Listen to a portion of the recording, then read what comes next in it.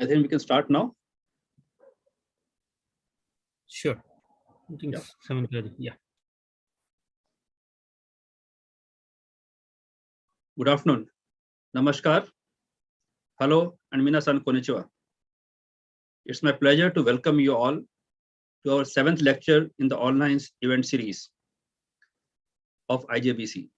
The Indo-Japan Business Council, IJBC, is hosting a series of events as part of the celebration of 70th anniversary of the diplomatic relationship between India and Japan. To celebrate this momentous year, IJBC is organizing a lecture series by notable speakers, panel discussions about India-Japan views, challenges, fireside chats, where we will be able to listen to the insightful interviews. And of course, our flagship event, Konnichiwa Pune, is going to be held in November 2022. Supported by the Embassy of Japan, Delhi, and Consulate General of Japan in Mumbai, Government of India, India-Japan Laboratories, and Keio University, and sponsored by tutorbharat.com, Interjust India, Daiichi Japanese Language Solution Nagpur, Fujitsu. We hope to work together to forge a vibrant India-Japan relationship for the present and for the future generations. For more details and to watch our prior sessions, do visit our website www.ijbc.org. And for the sake of hygiene, I request all of us to please keep our mobile phone and mics in off condition. Thank you. Now let me welcome today our guest for today's lecture, Dr. Hemanth Noothalapati. I first met Professor and Dr. Hemanth Noothalapati in Matsue in 2017, if I recollect correctly, in Shimane, where I was working. And it was straight connect with him because we realized that both of us have a common interest to work on building and enhancing the India-Japan relationship. Dr. Hemanth Noothalapati is an assistant professor in Shimane University, Matsue, Japan. Born and raised in southern India, he obtained master's degree in chemistry from Banaras Hindu University, Varanasi, and he then received Taiwan scholarship from Ministry of Education to pursue PhD in National Chiao Tung University, NCTU, Hsinchu, where he studied single-cell applications of Raman microscopy. He received 5 Best Posters Award in various international conferences and Thesis Award during his PhD. After a year as a postdoctoral fellow in ultimate spectroscopy and imaging laboratory at NCTU, he moved to Shimane University in 2014. His scientific research is primarily oriented towards label-free single-cell biology and developing early diagnostic procedure for cancer and other diseases using artificial intelligence-assisted Raman spectroscopy. He has published many peer-reviewed original research articles, and he also has 2 patents to his credit. Additionally, his efforts are focused towards university research strategy, internationalization of the higher education in Japan, creating a strong network of the education institutes, premier institutes, and research institutes in India and Japan to enhance Indo-Japan cultural exchanges. He enjoys as a hobby running, cycling, swimming during his free time.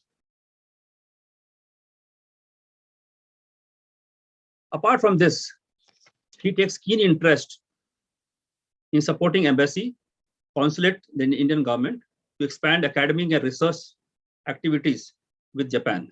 And also he supports regional collaboration between Shimane and Kerala state of India. And he supports education institutions for close collaborations.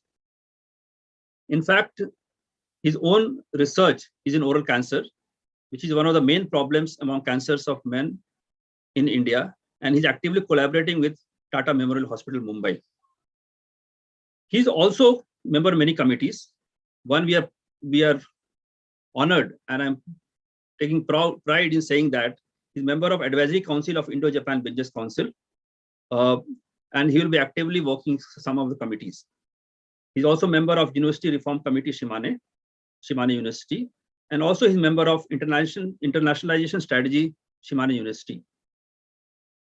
With these words, I welcome Hemanth, my friend and advisory member to IGBC, to share his insights in today's lecture series. Dr. Hemanth.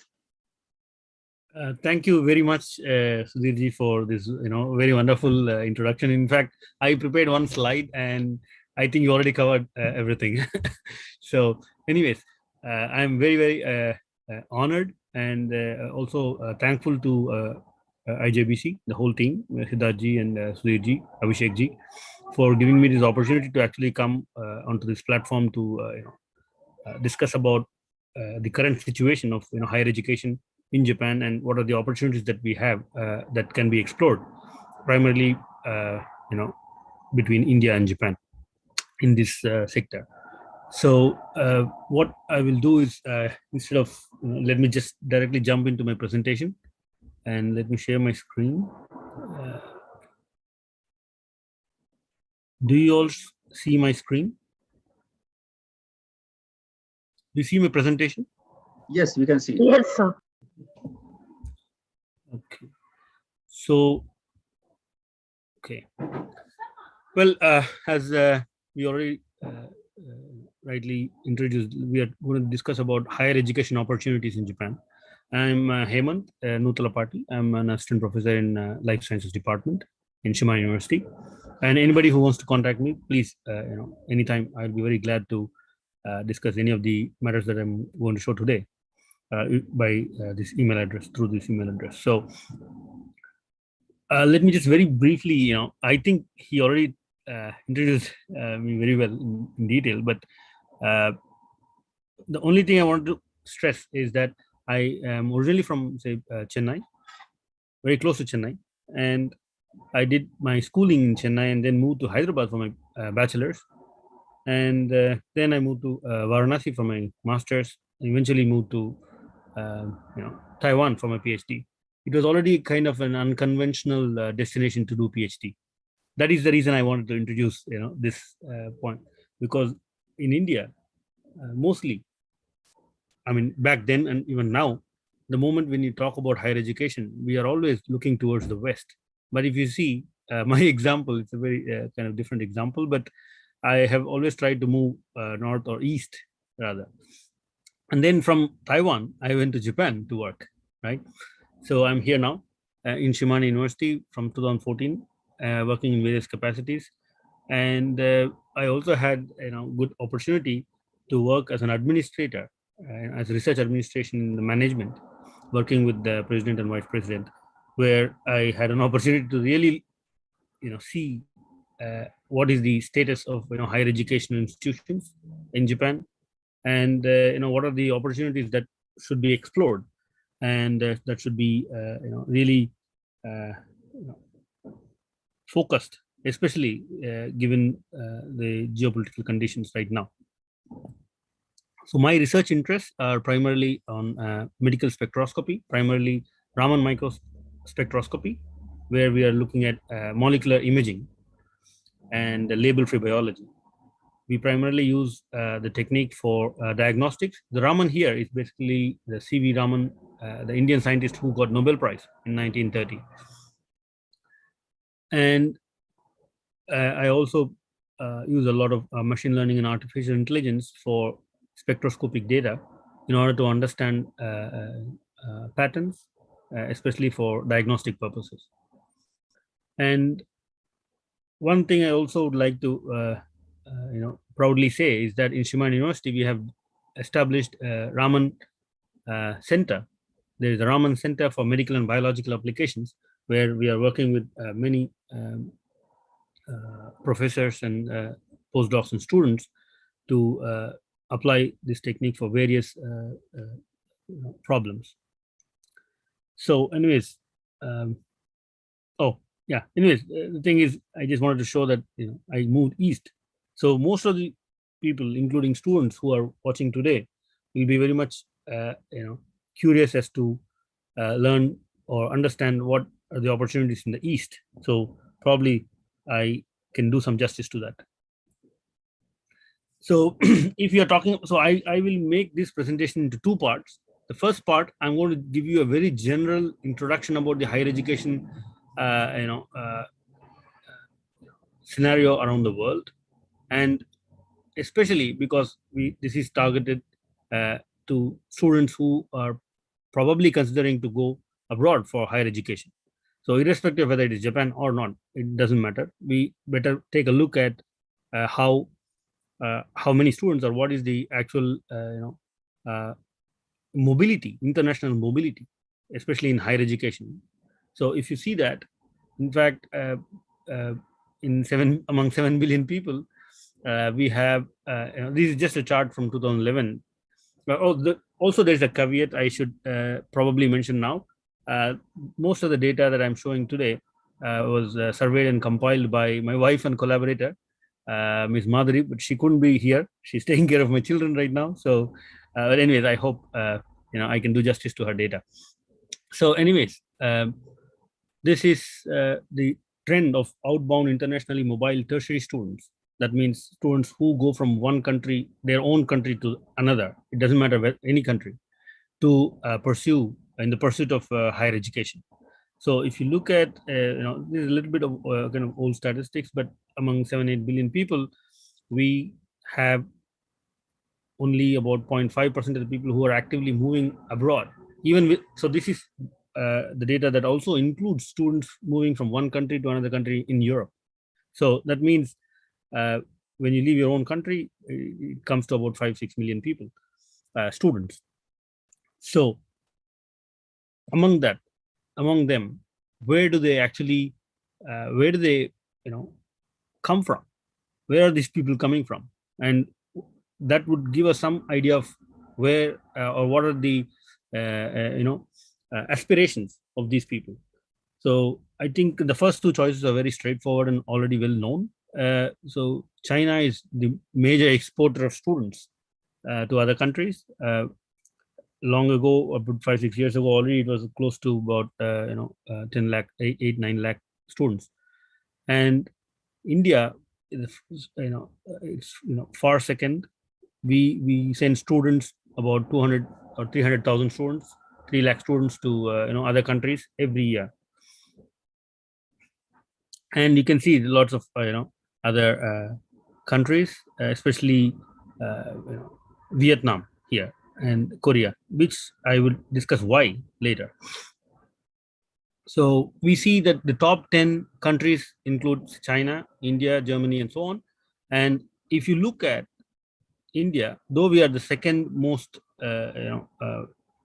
by far the second largest to send students abroad, we will be very surprised. We will be in for a shock when it comes to number of students coming to Japan or to the East. I'll show that in a bit. But before that, because we are talking about higher education opportunities in Japan, we must also try to understand higher education institutions in Japan, and also what are the needs of the institutions in Japan, and also what is the current scenario in terms of population, because ultimately all the education institutions depend on students who would enroll. So given that background, if we just try first to look at how what is the demography of Japan. So you can see this is a nice showing the change in the population since early 90s. And you can see around just after the war, this is, if you see this, the timeline is running here. So per year, you can look at, this is male population and female births. So this is the shaded area is the surplus. So we can see very nicely that the numbers in the very early 1900s, the population was growing rapidly. That's fine. But then because of war, there was some dip, for example, here. And then as you see, just after the war, there was a very large increase in the population. And in fact, this is one of the, we call it as a baby boom, or the first baby boom in Japan. And then again, there was a dip, and there's a second baby boom in the mid 70s. So this was, I think, if I didn't follow the numbers, but I think it's about 1970s. So the interesting point in this slide is that since then, since 1970s or late 70s, you can see that the number of the population is gradually decreasing, and there has been no reversal of the trend whatsoever. Given so you can see this is the second baby boom. I said about in 70s, and then it's slowly decreasing, right? So shrinking. So this is a shrinking population, shrinking demography. So this is just the same thing in other way. If you just look at summarize only in 2018, we can see how many people were born at each year. So this is just the same data, but indicating for us that the number of people are shrinking, the population is shrinking. Just keep that in mind for a bit. On the other hand, that means, what does it mean? When the population shrinks, that means the number of children born are few, gradually. And that means, this is a very clear statistic that shows the proportion of overall population of 0 to 14 years old. Because if you consider students entering colleges, we are looking at higher education. Let's say students are aiming to go to college. In India, of course, world over, about 17, 18 years old will probably enter a college. So by that, if you are going to look at, the very important thing I forgot to mention is that the current population of Japan is, say, 125 million or so, right? And since 2000s, particularly since 2000s, the proportion is under 1 million, okay? And it is just going down and down. And because I said the 18-year-old population is very important for us to understand the needs of the higher education institutions. You see, in 1990 or so, the number of 18-year-olds were 2 million. 2 million basically means 20 lakhs. And since then, again, you see, it's decreasing. And it is projected already we are close to 1 million. It's 10 lakh students right now who are expected to enter higher education institutions. And it's only decreasing more rapidly than it is projected here. It's kind of a little bit old data, but the decrease is more, pretty sharp.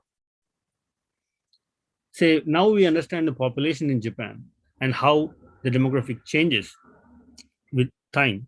On the other hand, let's see what is happening with education institutions in Japan.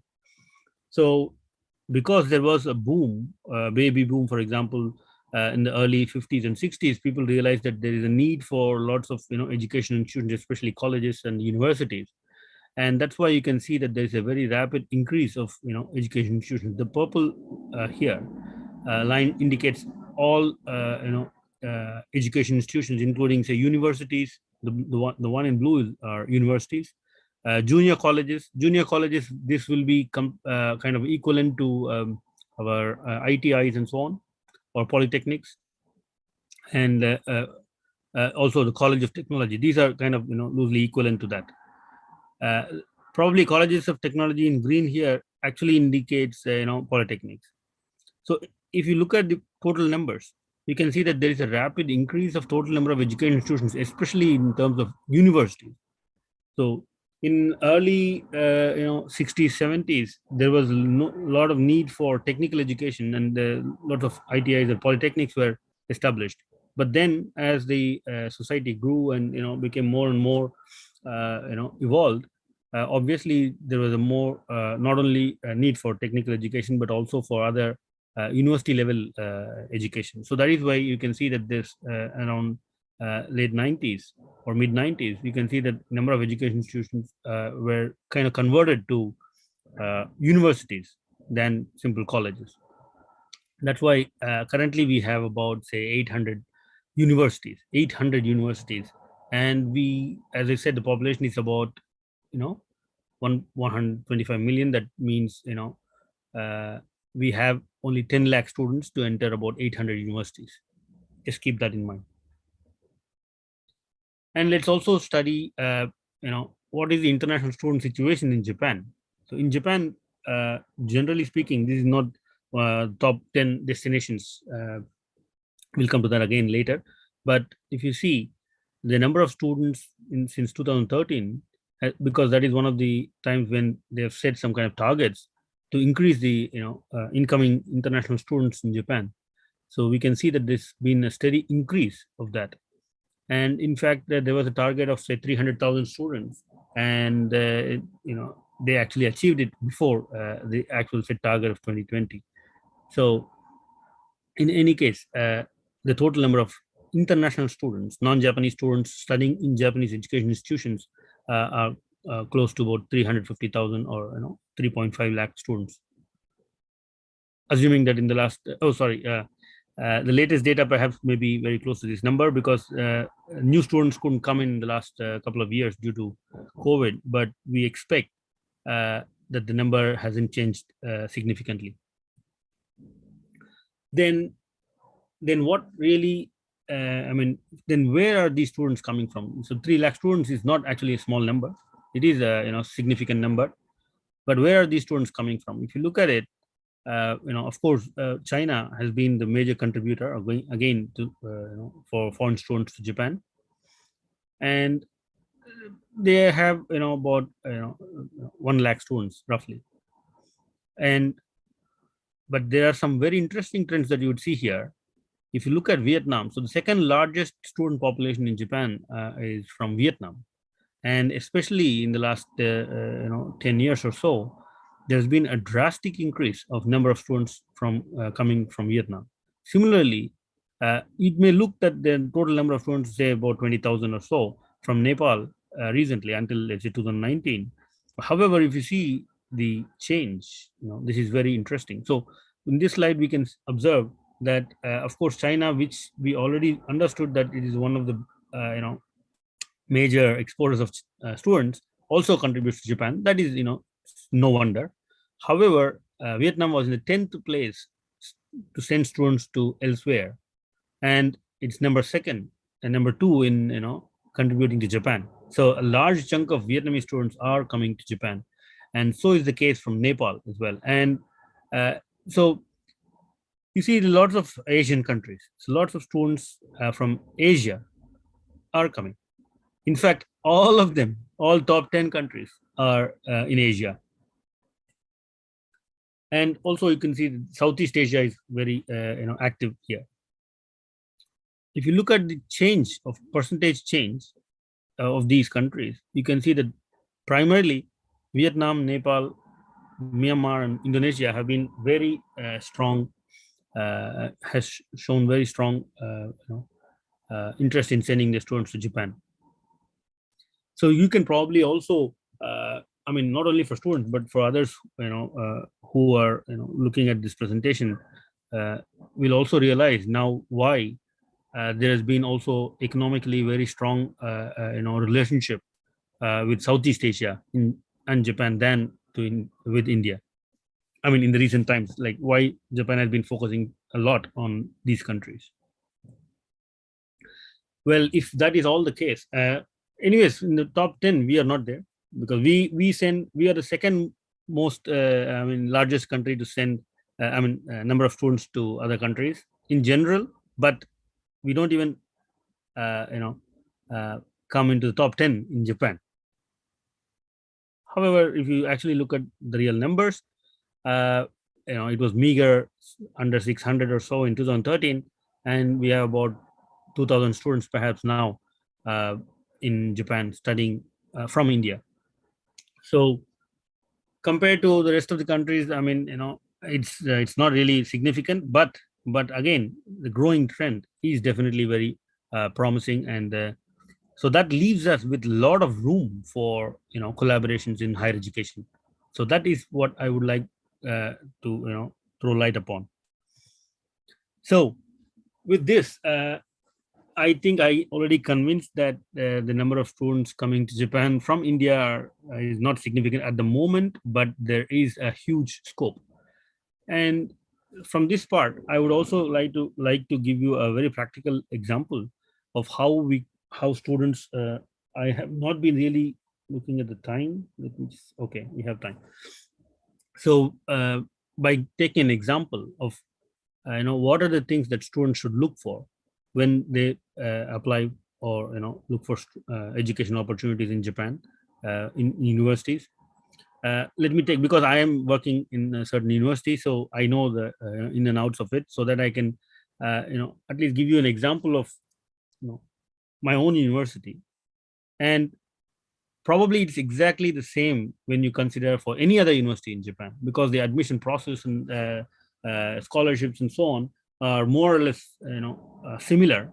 So you can get a sense of how things happen, and I hope you can get benefited.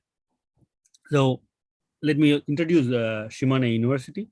This is a university, it's a national university. So national university is equivalent to, say, central universities in India. And this is the main gate and the campus. So one thing I would like to introduce is that this is the character of Shimane University. He's called Bibittukun. So he is, very enthusiastically, going to university to study. And I actually like his character, so I always include his character in my presentations. But this is kind of caricature for our university. So, well, I think I already gave some kind of self-introduction previously, but I'll just show you why Shimane University may or may not be interesting for you and to consider, and kind of programs that we offer. Actually, if you look at any of the national universities, the programs offered are more or less very similar in structure. So even if you have something in mind that you get here, I mean, not necessarily you should look at only Shimane University. Of course, you are most welcome to come here, but you do not have to worry about the process is more or less the same. And I will also talk quickly about how to get admitted and what is the life like and so on. So for those of you who are probably not aware of where Shimane is, in fact, even many Japanese do not know where it is, because we are very far from big cities like Tokyo. So if you see, this is a map of Japan, and Tokyo is here, and Osaka is here, and say Fukuoka is here. These are the big cities, Hokkaido and so on. Anyways, Tokyo is here. And where is Shimane? Shimane is in the west coast of facing Sea of Japan Sea. And so this interesting point is that we have a very large coastline here. You see, this is Japan Sea. Okay, zoomed up, only the state. So in Japan, we call states as prefectures. So this is just Shimane State or Shimane Prefecture. And there are, of course, lots of districts and towns. And the capital is actually Matsue. Matsue is the state capital, and we are located in Matsue. And the interesting point about Matsue is that we have, the whole state has about 7 lakh population. Okay, so it is the second least populated state in Japan, but we have a large area, about 6,700 square kilometers, and very low density, population density of just 100 people per kilometer square. So there are about 47 states, and we are the second least densely populated, and but we are 18th place in terms of area. Anyways, I hope somebody may be curious as to these stats. But however, given the situation, we also have a very strong heritage. So very, for example, I'll show you what are the important aspects of Shimane State. We have a UNESCO World Heritage Iwami Ginzan silver mine. So it's not active now, but it is one of the very popular sites which kind of supplied silver during even war times. So it's very, very active. It was a very active mine, and it's actually UNESCO certified World Heritage Site. And also we have something called as Tatara iron manufacturing technique, which was originally invented here, and it's been passed on for thousands of years now, and it's very special technique, in fact, in terms of iron manufacturing. And Japan is all full of gardens. People are crazy about gardens, and in fact, the number one gardens in Japan for the last 15 years, it's Adachi Gardens, and it's actually in Shimane. And of course, Japan is also full of castles, and there is also a castle in Matsue, which is a national treasure. There are only 5 castles in Japan that's considered national treasures, and this ours is one of them. And there's also another national treasure. There's a shrine. It's called Izumo Taisha. Izumo Taisha is a shrine in Izumo City, and this is one of the most important shrines of the country. Probably first, second most. We cannot say 1 or 2, but the point is the very top shrine in Japan is also here. And you see, because we are off the coast, there are lots of small islands that also belong to Shimane Prefecture or state, and all of these islands have very unique it's identified as a global geopark. It's called Oki Islands together, and it's also UNESCO identified global geopark. So with this, I wanted to say that we are in a very kind of rural setting, but in a very kind of fancy place, I think, in a very least populated, whereby we are very peaceful and very calm place.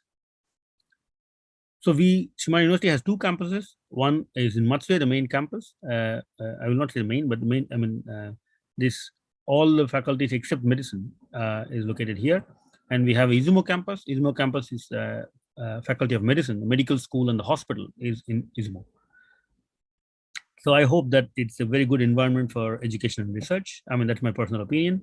And because we are talking about India, there is a very strong relationship between Shimane University and India. In fact, this is the president or vice chancellor equivalent of Shimane University, and is the ambassador of India to Japan.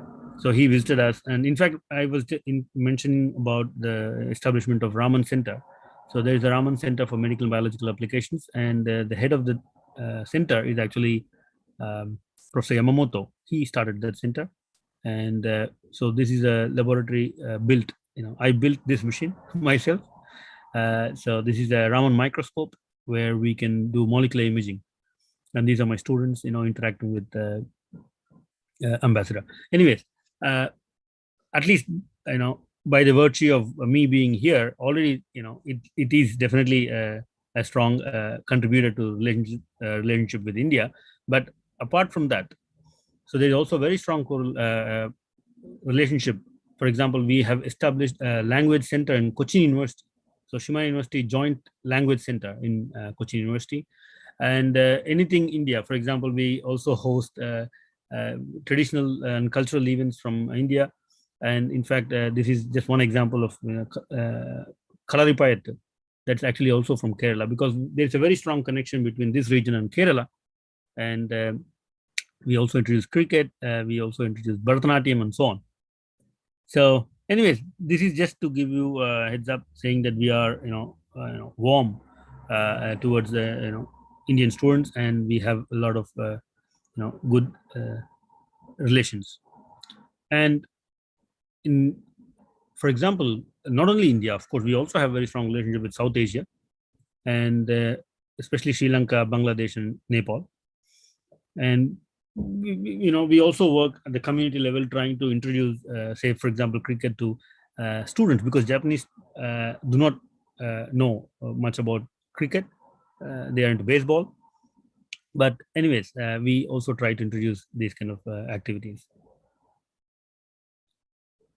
Coming to some unique initiatives in the university, we have several principles primarily focusing on achieving SDGs.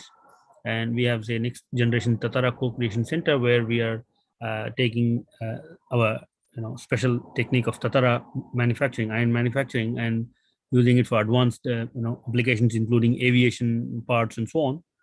And because I said there's a very large coastline, and interestingly, we also are a city sandwiched by two large lakes, and we have estuarine environment.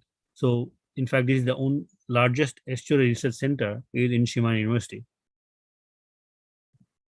We have lots of other research centers, and one of the things I mentioned is also Raman Project Center, because I am part of that.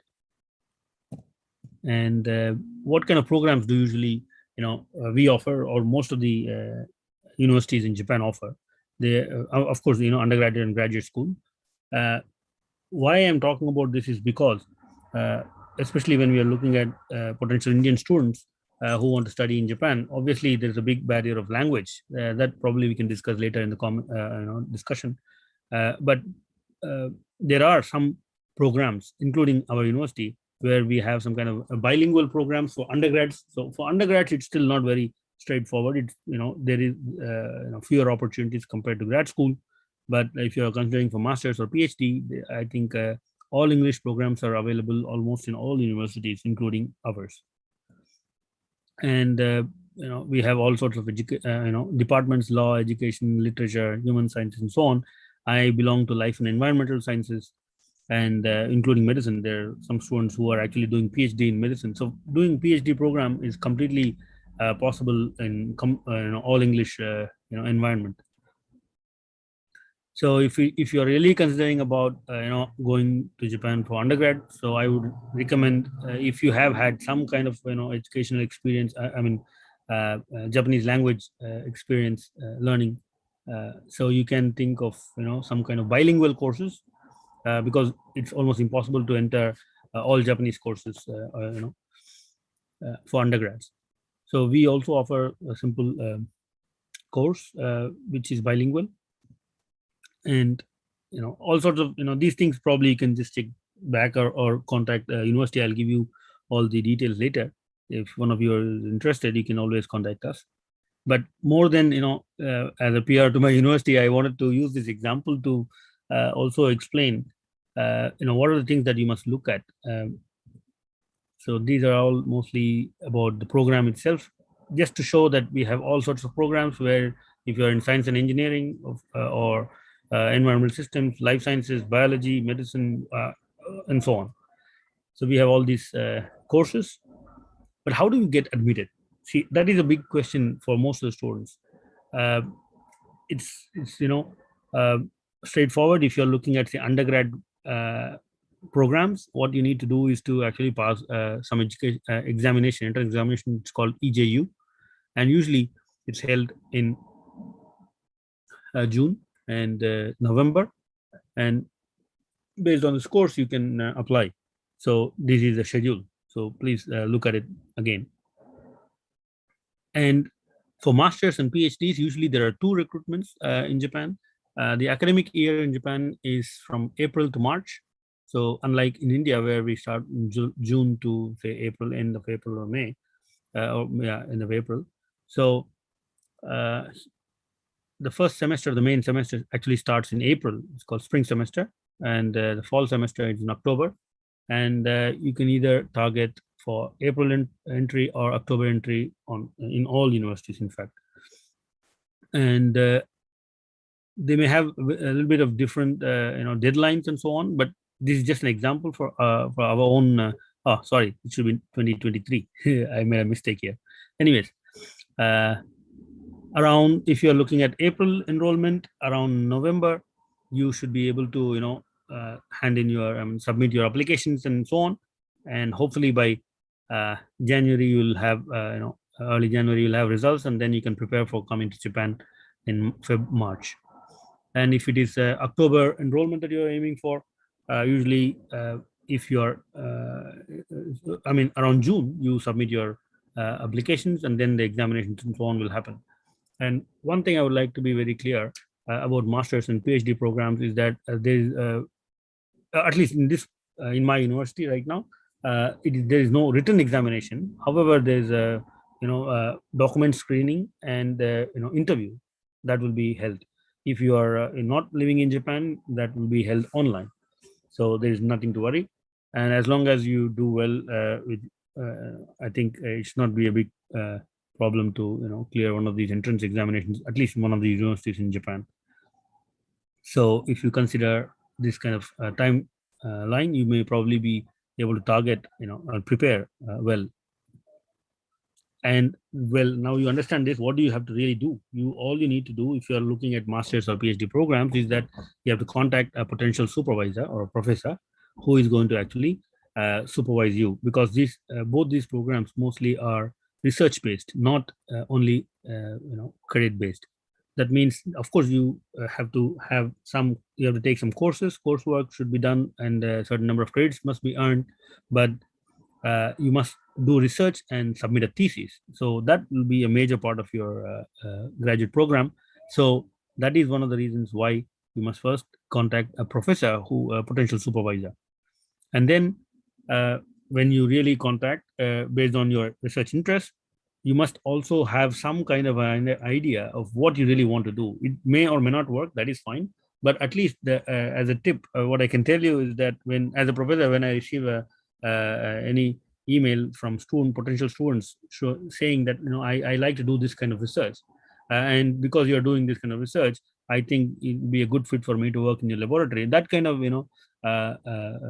approach would really work, because professors want students who are self-motivated, who are really interested in doing research, and who are who can move themselves and think. So that's personal. That's just very personal, but I think it will work for with other professors as well. And if you go to this barcode, probably you can find all the information for the applications. And typically, what will be the tuition fee or the admission fee? So you must understand that there are two kinds of universities. One is a private universities, and the others are national universities or public universities.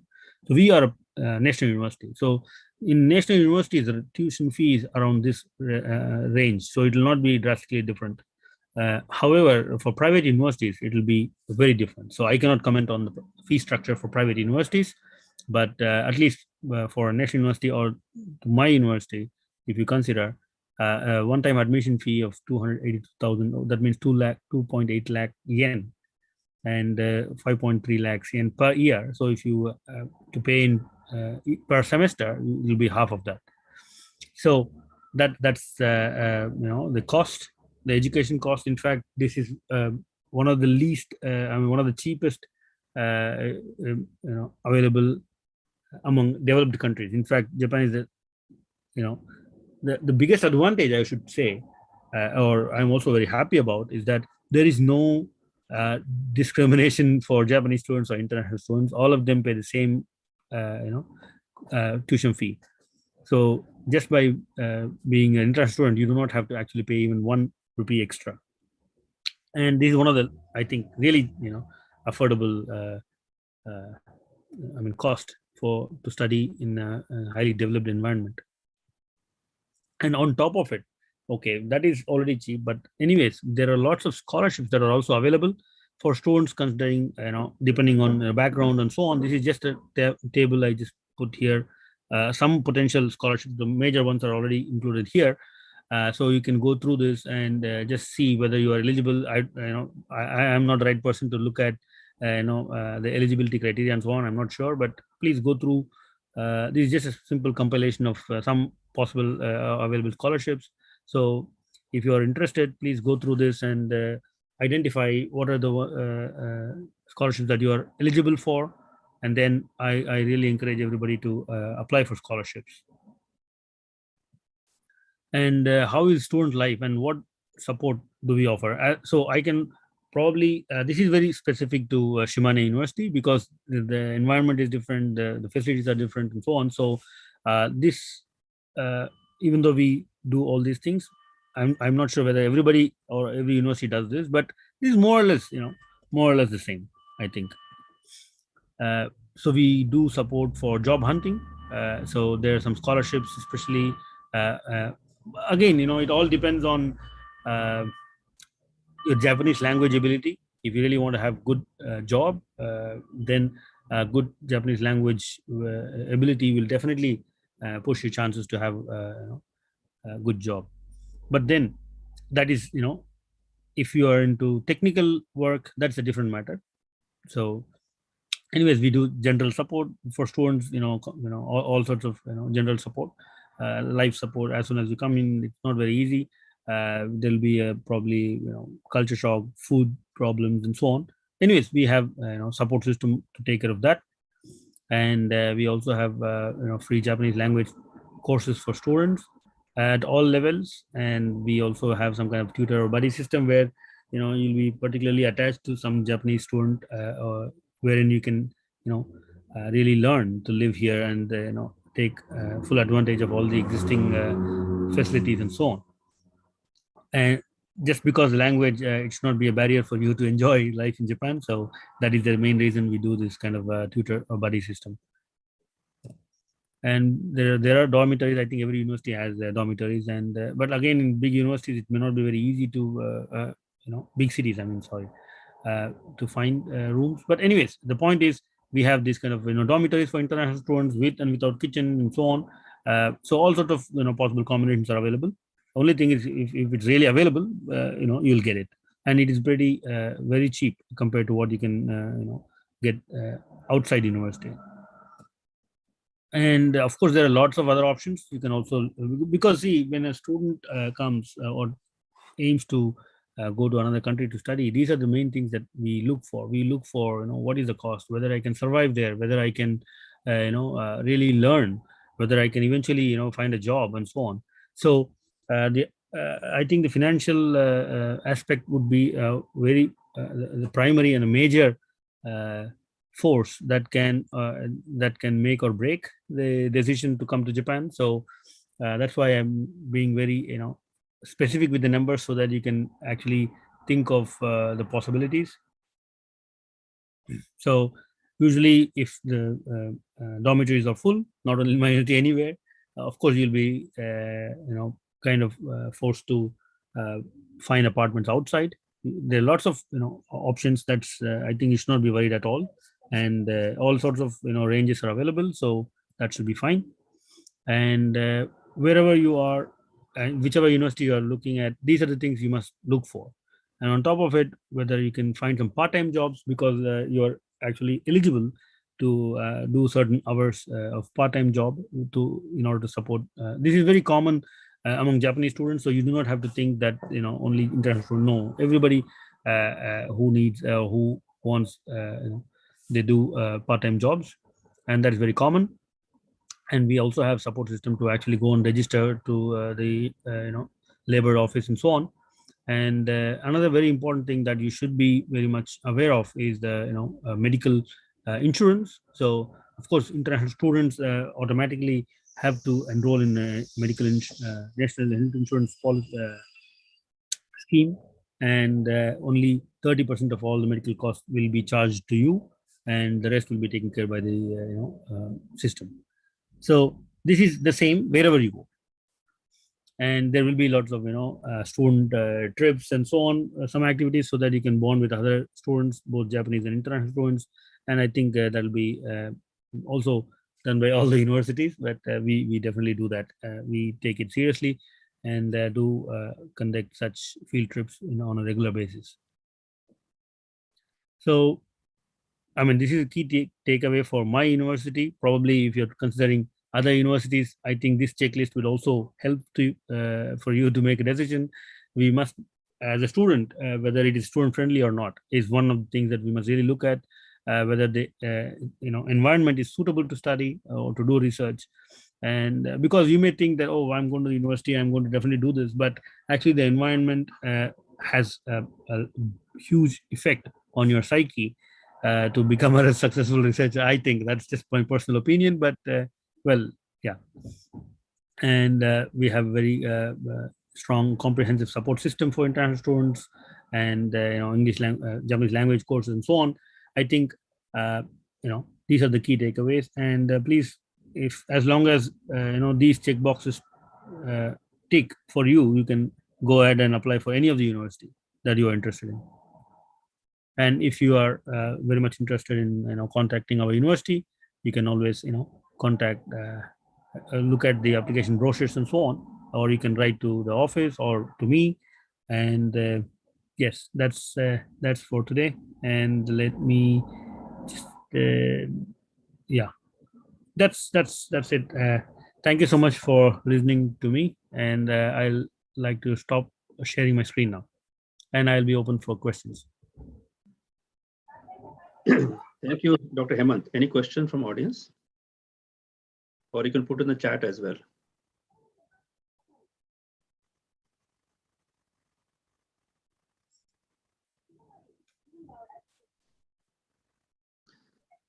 Since there's no question, can I ask one question to you, Dr. Hemanth?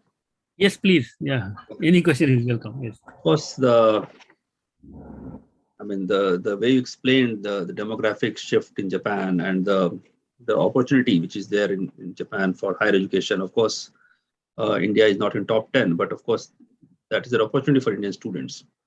One thing is simple but quite intriguing, that many Indian students will not know what is the equivalent of their credentials in India, which is 10 plus 2 plus 3 or masters, or we take it. What is that in terms of equivalent in Japan? Is there a way to know about it? If I understand your question correctly, what is the main eligibility criteria, for example, to enter a master course or a PhD, any course, right? In a way, whether yes, whether the 10 plus 2 plus 3 is sufficient to enter a master course here or not, kind of thing, right? Correct. If I'm yes. Yeah. So that is actually very very important aspect you rightly pointed out. I kind of forgot to mention that in the talk, because I actually on a daily basis I also go through this problem, because sometimes some students apply. So it depends on the program, because most of the times, when in most of the programs they say, okay, you must have a bachelor degree to enter a master degree. And in some courses, they specifically mention that there's a 4-year degree that is necessary. So, some places really consider a 4-year degree as a bachelor degree, not as a 3-year. But at least in my experience, in fact, just last week, one of the students who applied to my laboratory was selected, and in fact, she has a 3-year bachelor course, not a 4-year bachelor course, and there was no problem for this program in our university. But I cannot really talk about other programs, but because that could be program specific. That is for master course. But for PhD courses, any master course, there's no question. The moment you have a master degree in any country, so that is absolutely accepted to enter PhD.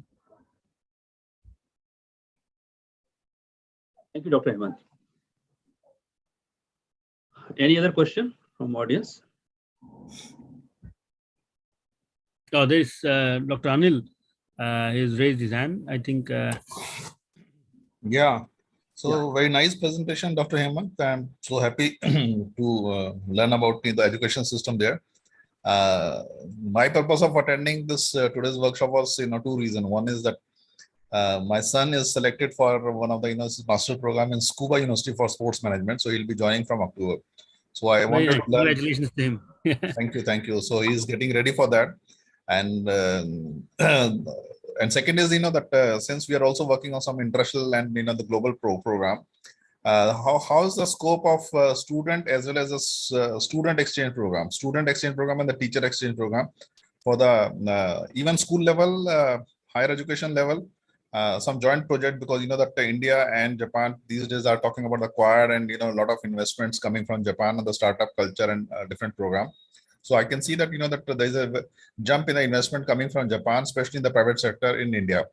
So our idea was that how we can help that young entrepreneur startup for the technology transfer, maybe that with the involvement of the university also. So do you see that any kind of, especially after the quad and the new that working synergy between India and Japan, how's the scope and what is the potential for that? Yes, I think it's a very interesting question, and in fact, that to be very honest, I have been very active in making student exchange programs and inviting researchers. In fact, let me give you a small example. I think Sudhirji already mentioned I am closely collaborating with Tata Memorial Hospital in Mumbai.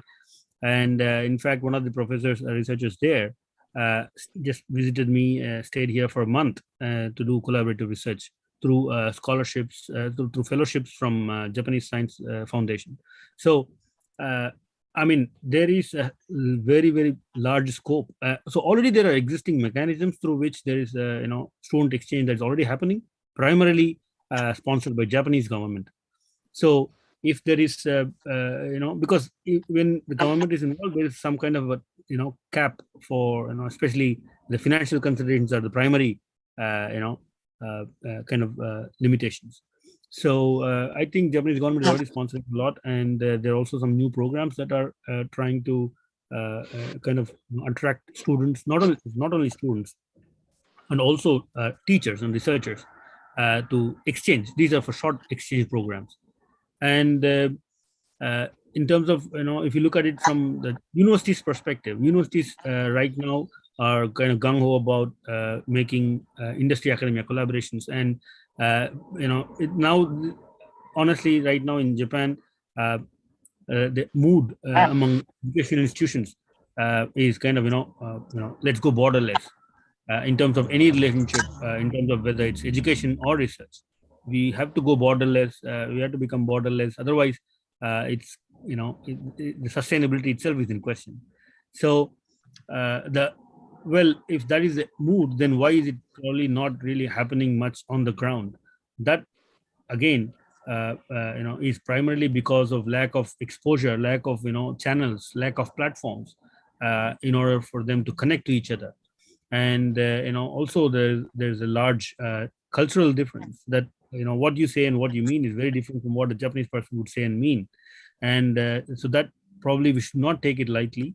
I think people, especially, for example, that is one of the reasons, I'm very happy to be a part of IJBC, where we are closely working together to actually make such platforms where we can bring these people together. And, so there is a lot of scope, and in fact, it is already happening, but it's not, largely visible. But even Indian government, especially if you're talking about, young entrepreneurs, I think every at least once a half year or once in a year, I see there is a investment pitches happening.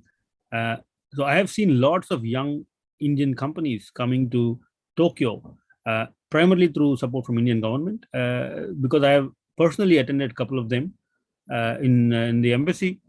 So they are already happening. So it's not that they are not happening. Probably it will happen more in the future, and I think we need to just create platforms and where people can come together and exchange their interests. I'm not sure whether I answered your question, but so you're very close to the answer. I know that it's a curiosity, and I'm sure that with my association and some involvement with the IGBC, this is learning for all of us, and not that I was not expecting any exact kind of this thing. We are exploring. In fact, I kind of probably sidetracked and went somewhere. In terms of education exchanges, let me be very specific.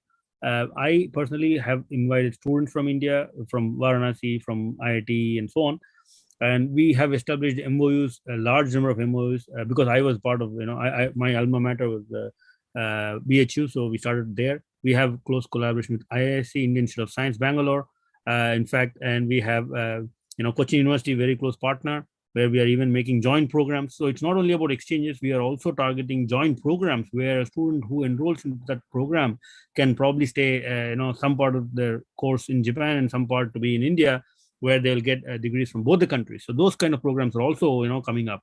But all these things actually take a lot of effort, especially because we just mentioned that the academic year is different and the credits are different and the eligibilities are different and so on.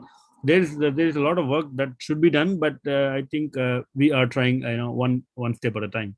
But definitely, those are happening. And if you have any interest in any of those, you're most welcome to work with us.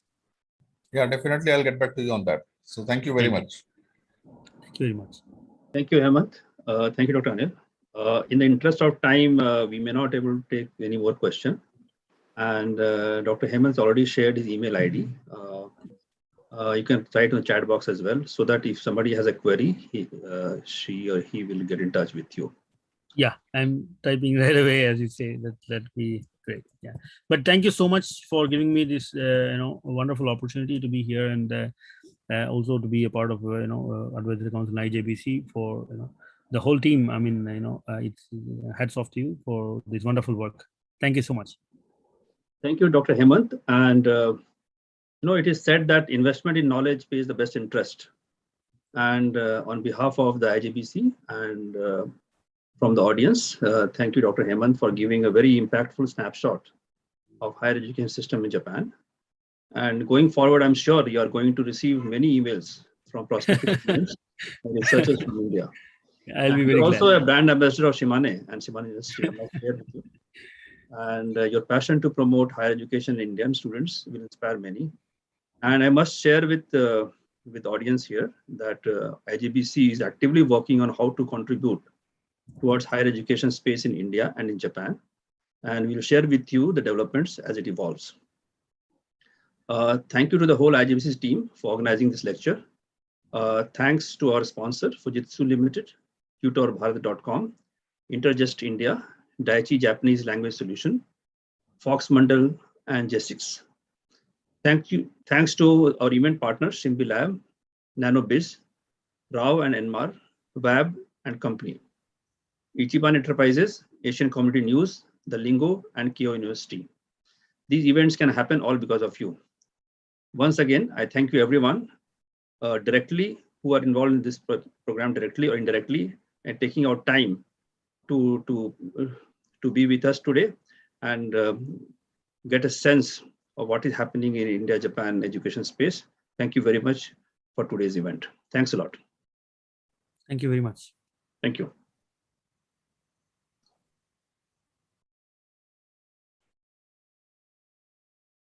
With this,